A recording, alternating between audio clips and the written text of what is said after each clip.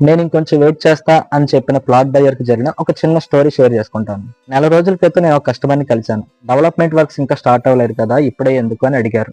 Correct question. అయితే నేను తనతో ఒక స్టోరీ షేర్ చేసుకున్నాను. 2 సంవత్సరాల క్రితం ఇదే జోన్లో నేను ఒక కస్టమర్ని కలిశాను.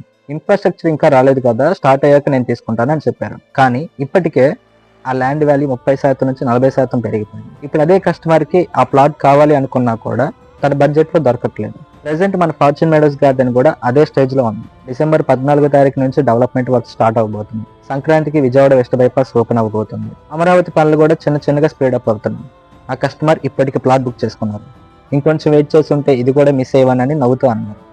So moral of the story ఏంటంటే, నేను ఇంకొంచెం వెయిట్ చేస్తా అన్న పదానికి మీరు ఇంకొంచెం ఎక్కువ ఇన్వెస్ట్ చేయాల్సి వస్తుంది ప్లాట్ బుకింగ్. సో మీరు ఏమాత్రం ఆలస్యం చేయకుండా షేర్ మీ డీటెయిల్స్ అని మీరు మెసేజ్ చేసినా లేదా స్క్రీన్ మీద కనిపిస్తున్న నెంబర్స్కి కాల్ చేసినా నేను మీకు డీటెయిల్స్ ఫార్వర్డ్ చేస్తాను. ప్రెజర్ ఏమీ లేదు, డెసిషన్ మీదే.